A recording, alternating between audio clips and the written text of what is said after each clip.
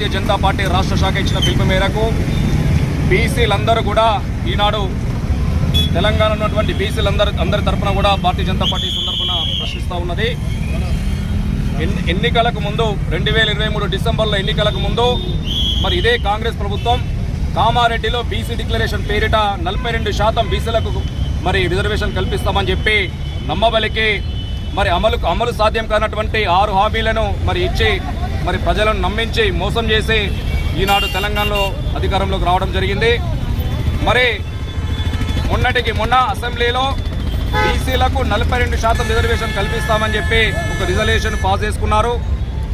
మరి 42% ఇస్తామన్నటువంటి ఈ యొక్క కాంగ్రెస్ ప్రభుత్వం సీఎం రేవంత్ రెడ్డి గారు బీసీలను నిండా మోసం చేస్తూ ఈనాడు 12,728 ఉన్నటువంటి గ్రామ పంచాయతీలలో కేవలం 2,176 మాత్రమే బీసీలకి కేటాయించడం జరిగింది.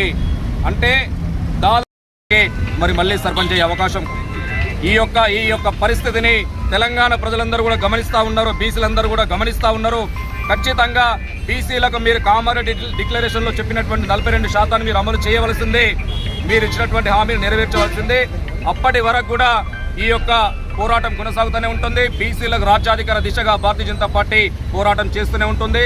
ఈ యొక్క పోరాటాన్ని గ్రామ స్థాయిలో ప్రతి చివరి గ్రామానికి కూడా తీసుకెళ్తామని చెప్పి కూడా సందర్భంగా తెలియజేస్తూ ఉన్నాము. మీ యొక్క మెడలు వంచి మీ యొక్క పునాదులు కదిలేలా బీసీలు ఇంకెప్పటికీ కూడా బోయేలు కాదు, పల్లకిలు పోస్తే బోయేలు కాదు, ఖచ్చితంగా రాజ్యాధికారం దిశగా దూసుకుపోతారని చెప్పి ఈ సందర్భంగా తెలియజేస్తూ ఉన్నాం.